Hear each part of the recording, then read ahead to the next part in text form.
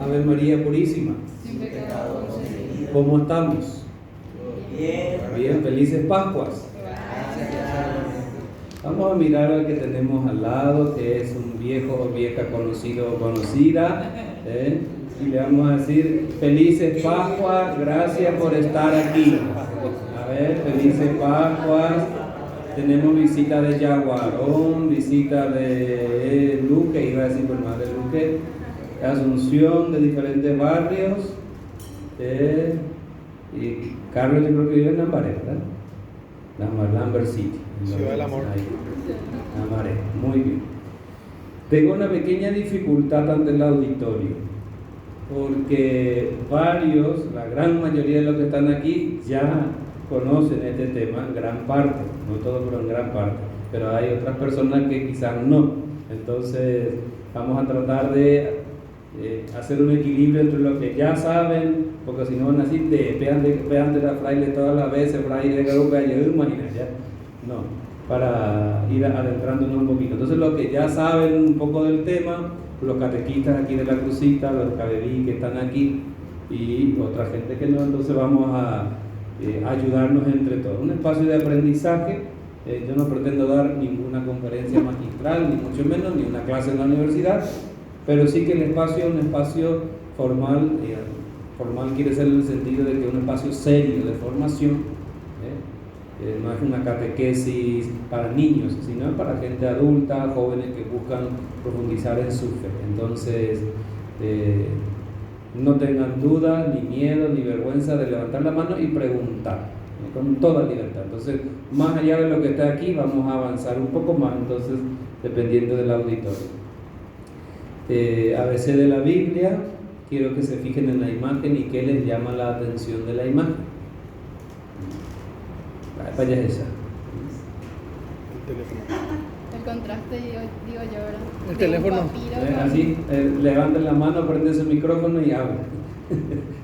Adelante. El contraste para mí de lo que es un papiro o un pergamino con el teléfono, Con ¿verdad? el teléfono, gracias, Nuni. Otro, así, levantamos la manita como en el Meet o en el Zoom. ¿Vale? ¿Qué más le llama la atención? Analía. O sea, anexando lo que dice Muni, en el papiro pareciese ser la lengua original y en el teléfono ya es más traducido o Bien, buen detalle. Estamos ante un texto original y otro que es una traducción. Gracias. ¿Qué más?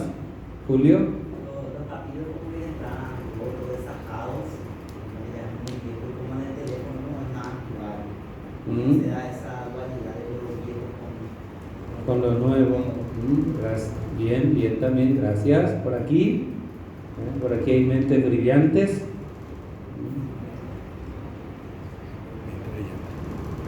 ¿Cómo llamaríamos en lenguaje técnico a estos dos elementos que tenemos ahí? ¿Qué serían? Aquí tenemos gente de informática incluso.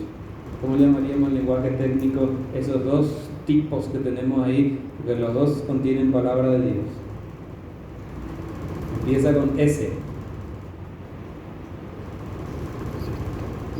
Miren aquí en la mesa también, tenemos la Biblia hebrea, la Biblia en griego, tenemos la Biblia de Jerusalén, la Biblia de América.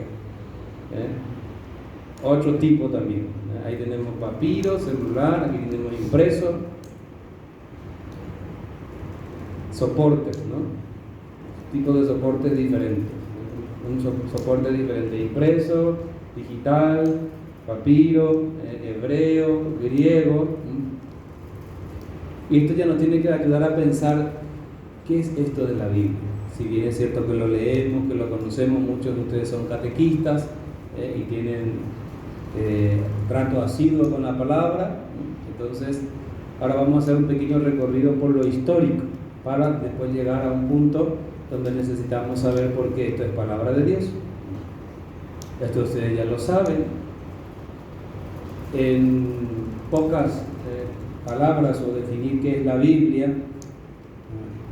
no es fácil definirla. En lenguaje técnico hay muchas posibles definiciones, pero podemos decir que para nosotros, desde una mirada creyente, desde una mirada de fe, es la palabra de Dios Y lo que está abajo del adjetivo es muy importante, escrita. Porque es la palabra de Dios escrita, porque la palabra de Dios no solo está ahí, es el lugar privilegiado, pero también la palabra de Dios está en los acontecimientos, en la liturgia, en la celebración, en las personas, en los signos de los tiempos y sobre todo en forma privilegiada en la escritura. Esto que a nosotros nos puede parecer así sencillito, esto es una gran novedad del Concilio Vaticano II. Porque antes se pensaba que la palabra de Dios solamente estaba aquí. Aquí está de forma privilegiada, pero también está en otro lugar, ¿no? Entonces, la garantía objetiva, segura que tenemos es aquí. Porque leer los acontecimientos que nos pasan, por ejemplo, la situación que está en el país, la situación social, estamos en una situación muy crítica, los precios que se disparan, la inflación, los cortes, los campesinos que hacen manifestaciones, nuestros hermanos indígenas que están ahí por la plaza, nuestra salud que es un desastre, los políticos que están como están. Asunción da vergüenza a las calles, parece que está bombardeada como Ucrania o como Kosovo. Uno va hacia el este de Encarnación y después dice, no, ¿cómo es posible? La Asunción desastre en las calles, ¿no? Entonces, ¿cómo leemos esa realidad? No es fácil. Tenemos diferentes lecturas. ¿Sabes? ¿Cómo descubrir ahí la presencia de Dios? ¿Qué nos quiere decir? Es más difícil ya, los signos de los tiempos. Las personas con quienes compartimos en el día a día, en el trabajo, en la iglesia, en la facultad, en el grupo de catequesis mismo, también nos hablan de Dios, pero tampoco es fácil de entender o escuchar que Dios me está diciendo a través de esta persona, ¿no? O de este compañero o de esta compañera. En la liturgia celebramos nosotros nuestra fe, leemos la palabra, escuchamos la homilía, pero no siempre también nos enganchamos de verdad en lo que estamos celebrando, no siempre. Y entonces en la palabra de Dios escrita tenemos este acceso un poquito, vamos a decir, entre comillas, más fácil, más directa, entre comillas porque no es fácil. Ahí tenemos otra imagen de un papiro antiguo. Entonces, a lo largo de toda la historia se han empleado diferentes nombres para decir la Biblia. Entonces el término Biblia viene del griego. Aquí tenemos, pues les voy a hacer pasar para que miren un poquito cómo son las letras griegas. Ta, Biblia, en plural, significa los libros. Los libros porque son muchos, ¿no? Entonces, pero quedó pasado, esto es lo que se llama transliteración, pasó de la lengua griega a la lengua castellana, así normalito, y quedó en Biblia. Nosotros lo hicimos singular, la Biblia, pero en griego es plural. Es como pasa también en el lenguaje común cuando hablamos, por ejemplo, mezclamos inglés con guaraní, por ejemplo. Ajata shopping, shopping es inglés, ajata guaraní, ¿ya? O yo voy a hacer champú, vamos a comprarme el champú, inglés castellano, y dejamos así la palabra así mismo. Entonces lo mismo pasa con Biblia, que significa muchos libros. ¿Y por qué estos son considerados sagrados? Esta lógica, es importante entrar en esta lógica. Muchos de ustedes ya están en la universidad, algunos saliendo, otros entrando, y quizá una de las materias un poco más difíciles en el cursillo y eso es lógica, ¿eh? Entonces, la premisa que tenemos aquí es la siguiente: son escritos sagrados porque están inspirados, y si están inspirados, transmiten palabra de Dios. Esa es la lógica que hay que mantener. ¿Por qué son sagrados? No por cualquier cosa, ni por cualquier modo, ni por quienes lo hicieron, sino porque están inspirados, y pongo entre comillas, vamos a hablar de la inspiración después, por Dios. Y si están inspirados por Dios, por el Espíritu Santo, entonces van a transmitir palabra de Dios. Podemos hacer al revés también la lógica y decir, es palabra de Dios, o sea, transmite palabra de Dios porque están inspirados, y porque están inspirados son sagrados. Entonces vamos a hacer el recorrido lógico tanto del final como del principio. Vuelvo a decir, son sagrados porque están inspirados por el Espíritu Santo, por Dios, y si están inspirados es porque transmiten palabra de Dios para nosotros. Pero no todo el mundo considera esto así. ¿Quiénes consideran la Biblia como texto sagrado? Solamente el mundo judeo-cristiano. ¿Y quiénes entramos ahí? Los judíos, porque son nuestros antepasados, nuestro tronco, Pero los cristianos, ahí entramos católicos y protestantes en general. El mundo cristiano no solo el mundo católico reducido, sino que católicos, protestantes y otras iglesias que creen en Jesús como Salvador. Esos son cristianos. Y para las otras religiones no es sagrado porque las otras religiones tienen su libro sagrado. Los musulmanes van a tener el Corán, los budistas, los taoístas, los confucionistas y todos van a tener sus libros y sus textos sagrados propios ellos también. Entonces solo para nosotros esto es así. Avanzamos un poco más. Vamos a mirar algunas tapas de las Biblias y los nombres. Mismo ustedes fíjense en las tapas que tenemos aquí, los nombres que tienen diferentes Biblias. Y fíjense, son algunas de las que tenemos, ¿no? Biblia Católica de los Jóvenes, he visto que está por ahí, que está durmiendo Carmen. Libro del Pueblo de Dios. Ahí tenemos la Biblia de nuestro pueblo, Dios habla hoy, Biblia de América, tapa verde, acá hay tapa negra, latinoamericana, la Alianza, Reina Valera, Santa Biblia, tenemos una traducción ahí en inglés, Palabra de Dios para todas las naciones. Son algunas posibilidades de las tapas y traducciones que hay de Dios, son traducciones.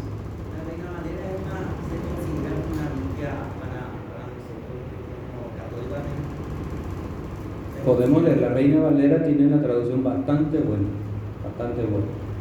Solo que a nivel popular, a nivel de pastoral y Eichberg, como la Reina Valera está más utilizada por los protestantes y en el mundo católico usamos más la latinoamericana u otros, entonces como se quedó así muy separado para los protestantes, pero además porque la Reina Valera no tiene los 7 libros deuterocanónicos que ahora vamos a ver, pero sí a nivel de texto bíblico, la Biblia igual, eso es lo que falta un par de libritos, pero la traducción de la Reina Valera es muy buena, muy buena.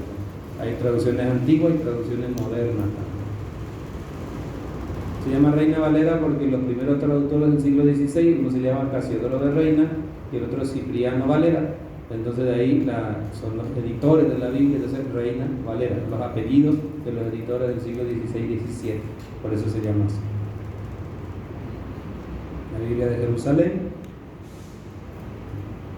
Bien, vamos un poquito más para que no sea esto tan histórico o tan aburrido. Vamos a ver algunos nombres técnicos que también aparecen. Que si nosotros tomamos libros, si nos vamos a una biblioteca especializada, por ejemplo la biblioteca de la Facultad de Teología, aquí o en otro lugar, vamos a suponer que tienen la posibilidad de ir a otros países, a Argentina, Uruguay, Brasil, a Estados Unidos, a Roma, a España, vayan a una biblioteca de la Facultad de Teología de Humanidades y van a encontrar libros sobre Biblia, pero a patadas. Entonces vamos a encontrar nombres técnicos. Texto masorético, que seguramente no lo hemos escuchado. Biblia hebrea, esto es lo que tenemos aquí. El texto masorético, la Biblia hebrea, es lo que tenemos aquí. Esta es edición crítica académica y esto se lee para nosotros al revés. Pongo aquí, esto se abre así.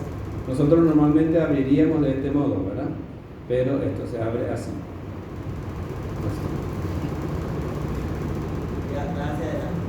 Sí, y también se lee de derecha a izquierda. No como las otras Biblias, no se pueden mirar, por favor, ahí recorran. Recuerden abrirlo bien, no abrirlo al revés. Ahí, exactamente, de atrás para adelante. Por el otro lado vamos a pasar la Biblia en griego, aquí. Están mirando, ojean un poquito, vean la letra, le sacan una fotito.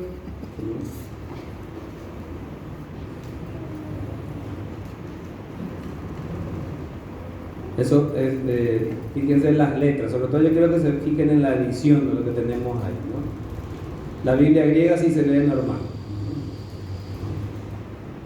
Uno es el Nuevo Testamento y otro es el Antiguo Testamento. El hebreo entonces, texto masorético, Biblia hebrea, Tanakh.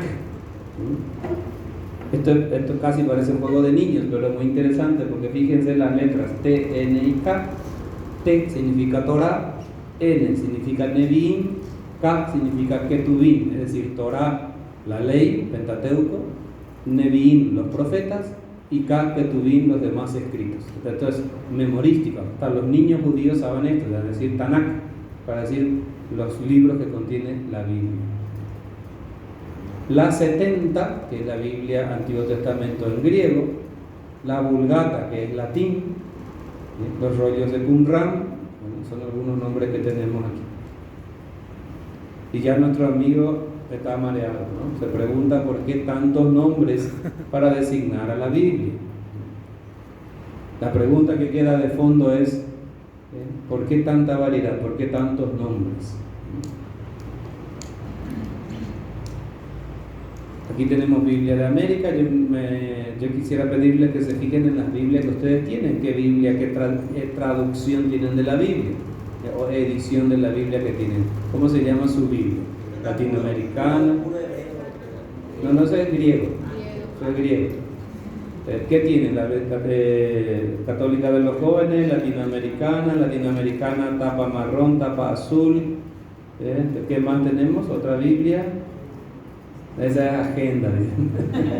A ver, por aquí, otra Biblia. ¿Esa es Jerusalén? No, latinoamericana. Latinoamericana con tapa azul. Aquí tenemos Biblia de América, tapa negra.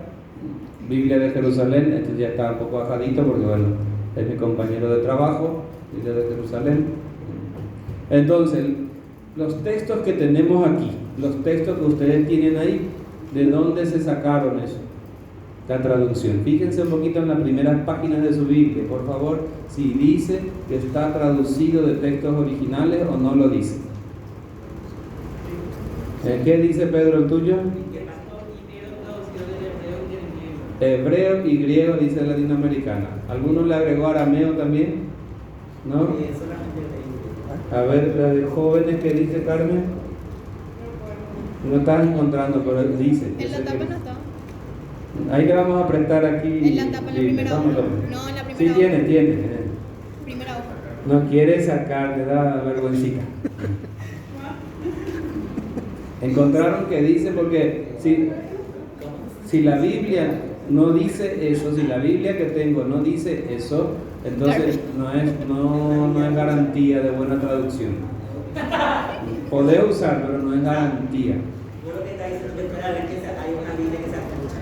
No, trucha no hay, sino las ediciones de la Biblia más antiguas, más viejas, que se siguen imprimiendo como nuevas, no se hicieron de los originales, sino se tradujo del latín. Por ejemplo, esas Biblias famosas, grandes, de lujo, que se tienen en las casas y que se sigue vendiendo en tamaño pequeño, mediano y grande, esa Biblia, el texto que tiene esa Biblia ya no sirve, ¿no? Porque es una traducción del siglo XVIII. ¿Es como para orden? Para adorno. El tuyo dice eso, exactamente, ¿verdad? Dice traducido de la Vulgata de 1884. Entonces está vencido. No está vencido. ¿Por qué? Por dos razones. Los textos son del latín, no son del original, y también le falta varios capítulos del libro de sabiduría, por ejemplo, porque se descubrieron después los textos y se completaron. Entonces, es más fiel, ojo, no digo que no sirva, no, es más fiel una Biblia nueva, moderna, contemporánea, que una de hace 2 siglos. Esa Biblia es buena para tenernos así en la biblioteca y para comparar, así se tradujo antes y ahora se tradujo así esta palabra, para estudiar más bien, ¿verdad? ¿Sí? Nombre de persona nomás. Leborati. Eso está tomado de la Biblia del pueblo de Dios de Armando Leborati. Sí, funciona, claro. Es la Biblia que usamos en la liturgia. Los textos que sacamos para la liturgia. La pregunta entonces es, ¿de dónde sacaron los textos originales? Fíjense lo que tenemos, me faltaría un puntero, pero no tenemos. Eso, a la derecha, que tenemos ahí, que parece casi el mapa de Argentina, es un papiro del año 125. Son restos del texto del Evangelio de Juan, el papiro más antiguo que tenemos. Y esto se puede ver en un museo. Esto está en Irlanda. Está expuesto para los especialistas. No para cualquier público, para especialistas, alumnos e investigadores. Y está ahí. porque esto tiene casi 2000 años, entonces no es para todo el mundo. Igual que en el Vaticano está también copias antiguas del siglo IV. O sea que si una persona quiere ir a entrar ahí, uno no va a entrar a la biblioteca y segundo menos al archivo, ¿verdad? Entonces, ahora, un especialista, uno que está acreditado, un investigador, sí, te van a dejar que vea y todo eso. O sea, que la gente común normal no puede acceder a No puede acceder a ver, porque no va a tener ni una letra de lo que está ahí la gente común y normal, entonces ¿para qué quiere ver? Pero como decir que está en el museo no aprende. Sí, no está bien. Se suele hacer exposiciones al año, exposiciones por el mes de la Biblia abierto a todo el público. Entonces se suele abrir, entonces ahí uno puede ir a ver.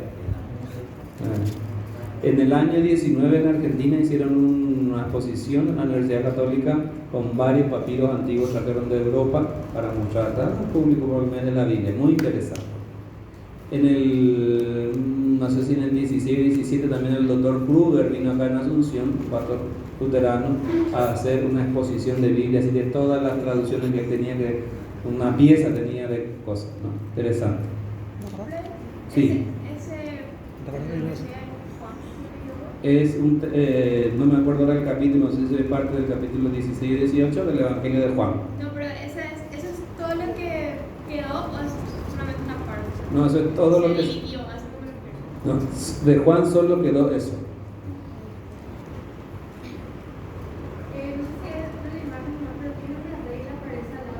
Sí, tiene una regla, porque es para mostrar el tamaño. A ver, vamos a ver si podemos acercar. Tiene una regla, a ver, fíjense,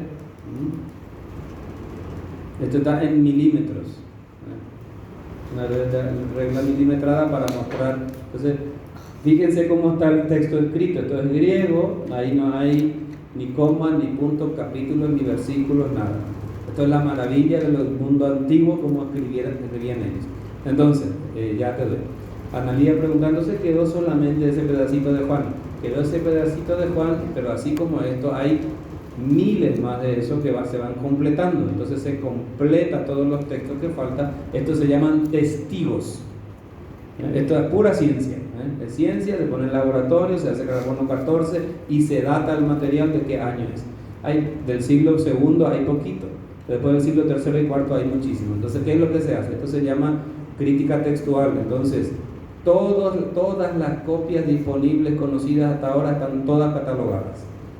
Entonces, y se comparan todos los textos del Evangelio de Juan y esto forma parte de esa colección, por ejemplo. O sea, un súper especialista de crítica textual tiene que, conoce así con lupa y al dedillo los papiros, ha visitado, ha leído, entonces es como tener en la mesa todos los documentos y ahora voy yo a hacer una copia ordenada del Evangelio de Juan. Eso es lo que hacen los editores de esas Biblias, del Nuevo Testamento. Un trabajo científico impresionante eso.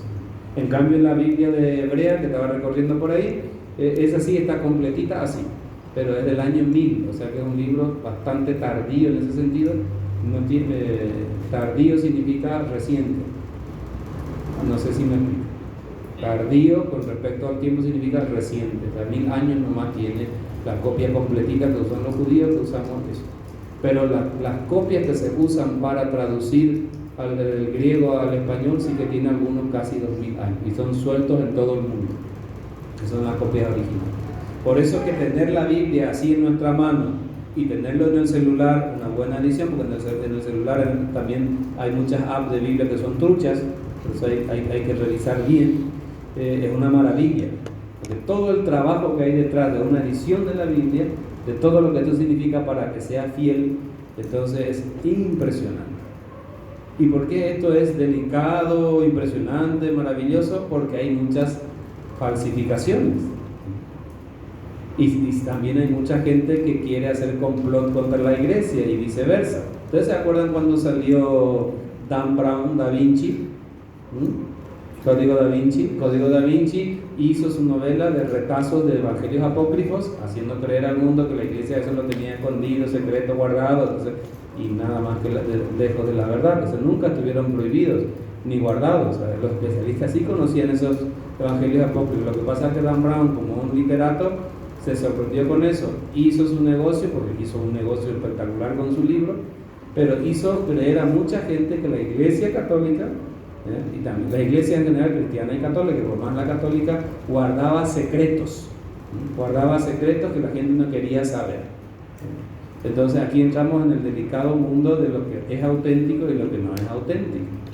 En el año 2010, yo no sé si alguno escuchó o vio por Discovery Channel, National Geographic, que se le encontró un papiro, se anunció en Harvard que se encontró un papiro, un trocito de papiro antiguo del siglo II que decía que María Magdalena era la esposa de Jesús. ¿Alguien escuchó de ese caso?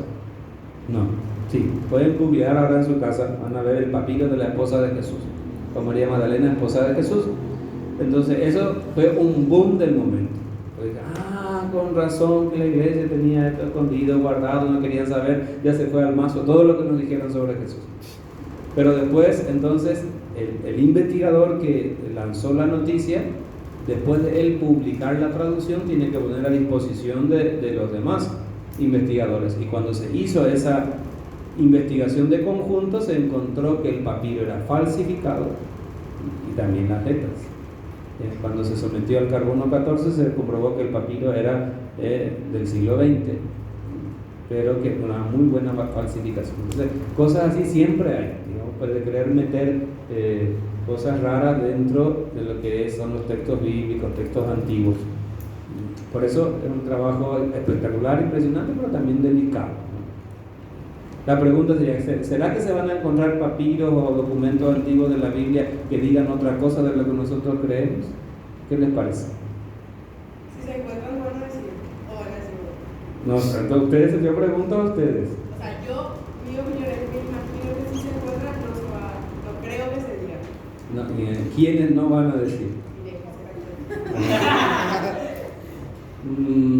Qué penita, qué penita, a ver. Yo creo lo mismo, ¿sabes? Porque la Biblia no empieza primero, van a analizar.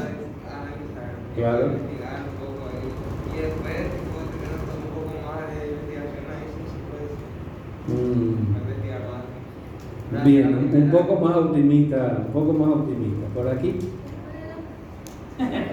¿Cuál era la pregunta? Repítemela. ¿Ustedes creen que se encontraría algún papiro antiguo que fuera diferente de lo que ya se nos dice de Jesús? Y si fuera así, ¿qué pasaría? Entonces están diciendo que la iglesia católica no lo daría a conocer. Entonces, no por ser fanático ni por discutirle, pero tres razones para decir que eso no es así. Uno, porque el estudio de los textos bíblicos no es de la iglesia católica solo. El estudio es científico y es confesional, o vamos a decir ecuménico, católico, protestante, evangélico, de todos los colores, e incluso agnósticos y ateos, en las traducciones, ediciones y trabajos de este tipo. Entonces, ahí conspiración no es posible. Además, muchas gracias. Muy importantes.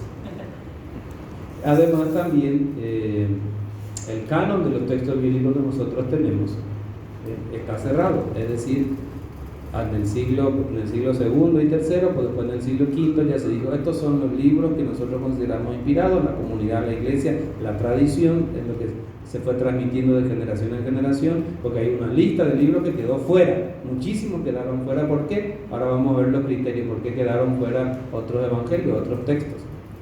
Porque no coinciden con la imagen de Jesús que nos han transmitido. Entonces, si se llegara a encontrar otro texto auténtico y antiguo, no se negaría ni se ocultaría, porque entonces no somos la iglesia de la verdad, y somos la iglesia de la verdad. Pero no entiendo otra vez, si el canon está cerrado, o sea, no se puede incluir nada más. Claro. Si encuentra algo que es verdadero, se va a decir que tipo es otra vez falso, o sea, no es falso, pero no es cierto, tipo que no entra en la visión o en la perspectiva que tenemos Jesús, entonces no se sabe.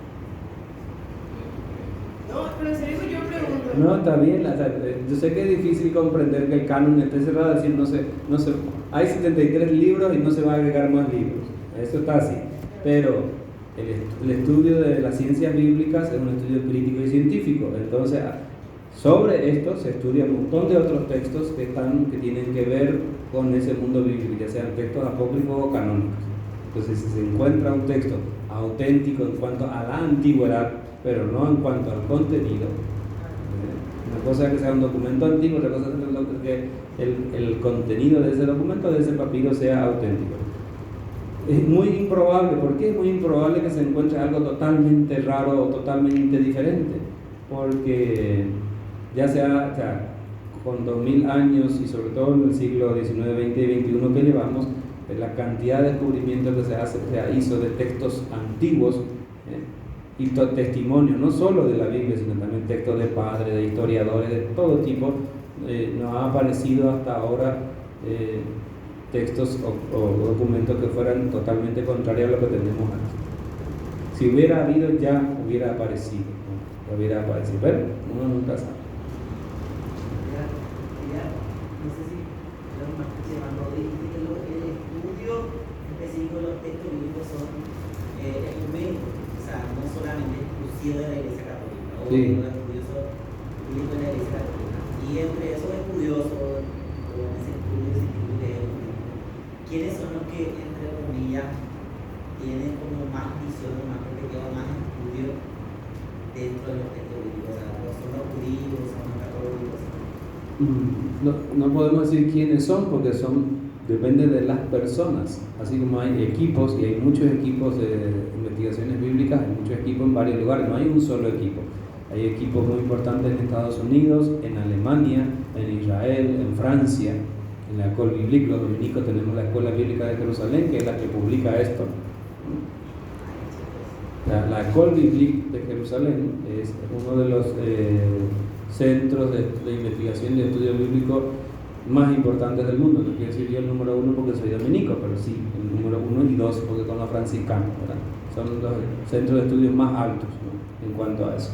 Entonces hay equipos ecuménicos siempre. Entonces no es de una iglesia, sino que es personal. Así como podemos decir, ¿y quién en la iglesia católica, en los estudios bíblicos, qué iglesia de Sudamérica tiene más especialistas y quiénes están más preparados? Y bueno, en Paraguay seguramente no, como iglesia.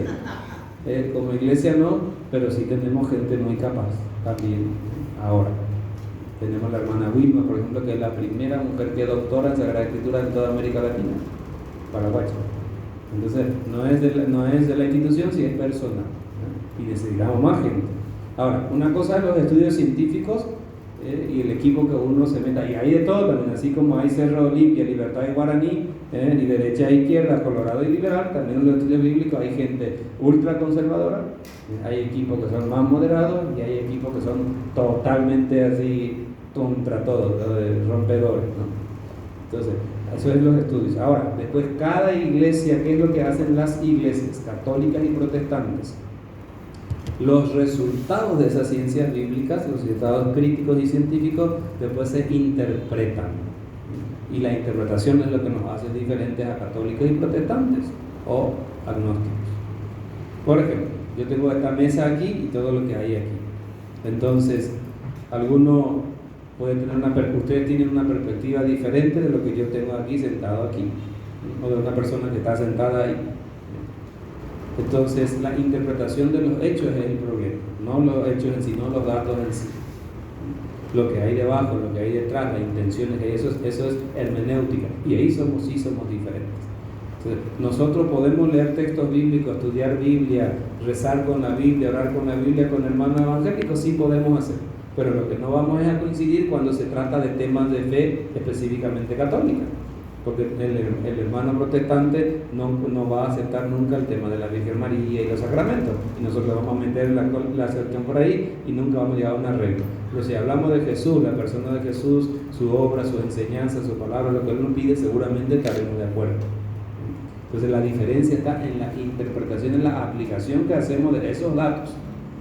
No el texto en sí no es el problema, sino la interpretación. Ave María Purísima. Ave María Purísima. No sé si alguien nos quiere leer esto. Ahí tenemos el nombre de Dios. Si alguien quiere tatuarse el nombre de Dios, que es sacratísimo. Ahí dice Elohim, es este. Ahí dice Dios. Elohim, dice, es Dios. Ustedes saben que los judíos no pronuncian el nombre de Dios. Nosotros nomás pronunciamos, decimos Yahvé, pero no se pronuncia el nombre de Dios. Elohim, Adonai, Hashem, El Shaddai, Elión, todos son nombres de Dios judíos, pero que no, ellos no jamás van a decir Yahvé, porque en realidad no se sabe cómo se pronuncia, pero son 4 consonantes, y ese es el nombre Elohim. Y ahí tenemos el texto hebreo. ¿Cómo se refieren a él? Con diferentes nombres. Adonai, lo que más dicen es Adonai. Adonai. También en el mundo evangélico dicen mucho Adonai, Hashem, El Shaddai, Elión. Adonai es donde lo que más se dice Elohim y Adonai, los nombres de Dios. Pero esos no son nombres de Dios, son para referirse a Dios. En realidad el nombre de Dios nadie sabe. O sea, Dios no es un nombre, sino que es un sustantivo, vamos a decir así, común, genérico. No, Jesús de Nazaret es diferente porque es nombre propio, Jesús de Nazaret. Pero así Dios como tal es... Nosotros decimos Dios, con nuestro texto bíblico dice el Señor o Yahvé, pero en el hebreo no se pronuncia. ¿Sí? ¿Se entiende eso? ¿Estamos bien? Así que no hay jaquete. ¿Están listos?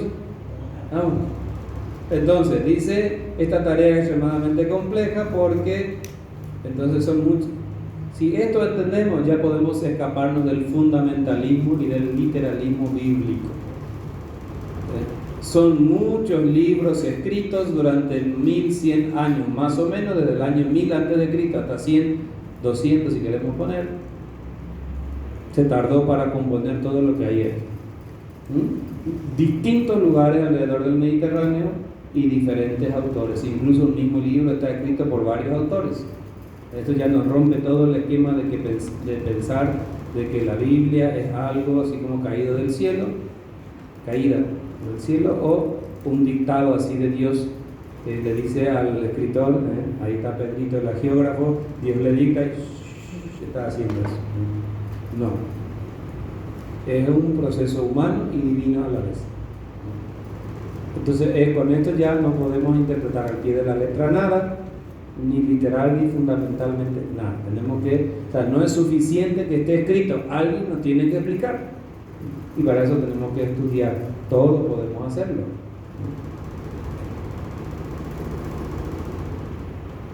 No tenemos los textos originales, sí tenemos copias, manuscritos.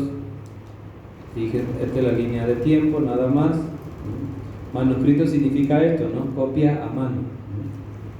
Fíjense, durante muchísimo tiempo, 1000 más 1400, casi 2500 años, todos los documentos eran manuscritos. 3000, 4000 años, gente que estudia historia o ciencias sociales o humanidades, y si recordamos historia de Egipto, de Mesopotamia, de Asiria, de Persia, de Roma, todo era manuscrito, todo es manuscrito. Recién en 1434, cuando aparece Gutenberg, aparece la imprenta, y el primer libro, porque hoy es día del libro, el primer libro que se imprimió, ¿quién sabe qué fue? La Biblia. La Biblia en alemán de Lutero. Gutenberg, se llama la Biblia de Lutero, por eso. Muy bien, entonces tradición escrita. Tradición, ¿qué significa? Lo que se recibe, lo que se va transmitiendo de generación en generación. Tradicio en latín significa recibido, recepcionado, pero también significa transmitido. Entonces acá tenemos soportes, formas y lenguas. Hay diferentes soportes, diferentes formas y diferentes lenguas. Voy pasando rapidito. Primer material, papiro. Cuando tengan la oportunidad de ir a Tierra Santa, a Jerusalén, por ahí van a comprar el papiro, pueden encontrar y comprar ahí de recuerdo, se venden los papiros, que es un vegetal, y es más frágil. ¿Por qué se conservaron tanto tiempo los papiros en la zona de Israel, de Egipto, de Irán, Irak, toda esa zona? Por la zona seca, por las altas temperaturas. Entonces eso hizo que se conservara por miles de años, ¿no? Aquí en nuestro país no se conserva nada. Un libro dejamos y no sé si 100 años va a quedar en la intemperie.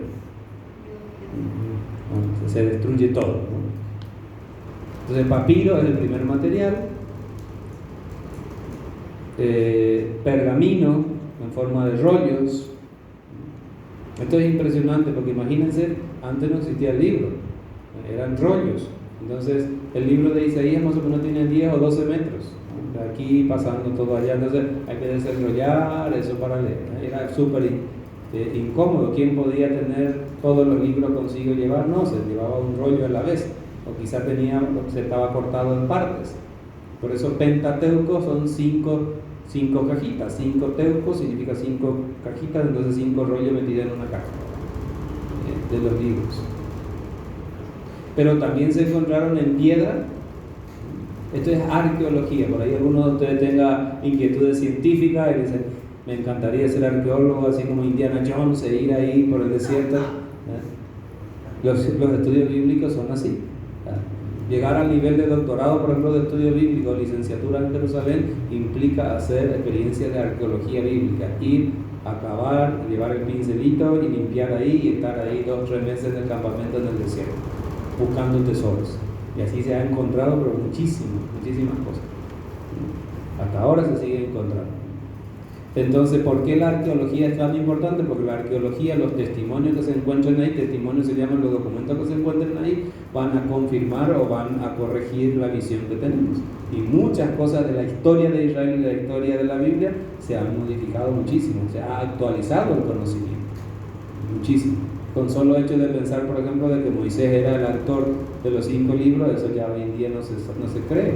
Pero si ustedes entran en la página de Así Prensa, van a encontrar que sigue diciendo que Moisés es el autor del Pentateuco. O sea que no todo lo que está en internet tampoco sirve.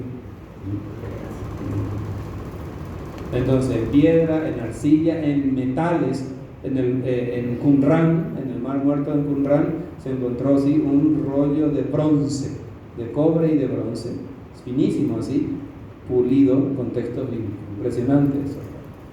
Imagínense que si alguno de ustedes se manda a hacer una cadenita así, o una medallita cuadrada o corazón, y pone un texto bíblico en oro, y eso después de 2000 años se encuentra, son textos bíblicos que están en ese soporte, ¿verdad? Y todo sirve como testigo de los estudios. En piedras, óstracas se llaman las cerámicas rotas. Las cerámicas, las vasijas son de las cosas más abundantes que hay. Entonces se escribía en las vasijas textos bíblicos, frases bíblicas. Y los pergaminos, ¿de qué se hacía? Principalmente de cordero, puede ser de cabra también, ¿verdad? Cuero. Forma de los escritos, rollo, ya vimos eso, hasta 10 metros, muchísimo. Códice, bueno, después alguno pensó un poquito más y dijo, bueno, esto es muy incómodo, vamos a poner las hojas así uno encima de otro. Entonces estos son los abuelos o los tatarabuelos de nuestros libros actuales. Pegaron y cosieron las hojas de pergamino uno encima de otro y se crearon los códices en forma de cuaderno. Estamos llegando a los 40 minutos, entonces vamos a hacer nuestro grupito para trabajar o hacerlo primero el corte. Termino con forma de escrito y ya nos vamos. Palimpsesto, este es quizá lo más desconocido para nosotros. ¿Qué es un palimpsesto? Es un pergamino raspado, pulido y reutilizado, como si reciclado, porque claro, era material caro, no había, y se encontró por ejemplo en España, no me acuerdo ahora en qué biblioteca está, un pergamino así, antiguo, del siglo XIII, XIV, de un texto de época medieval, y después se puso así en rayos X y se encontró que debajo había sido un texto bíblico. Entonces se raspó todo y se rescató el texto bíblico que estaba debajo de eso. Palimpsesto, hay poquito pero se llaman palimpsestos. Bueno, vienen los idiomas. Ave María Purísima. Hacemos el corte aquí. Yo creo que ya es mucha información. Vamos a hacer el compartir y luego viene un pequeño trabajo en grupitos y vamos a avanzar un poquito más. Hasta ahora hay mucha información histórica, pero necesitamos explicar también un poco la Biblia, la vida y más historia de la iglesia. Adelante, ahí los organizadores nos dicen cuánto tiempo, son 6:15. 15 minutos, bueno, adelante, entonces para compartir y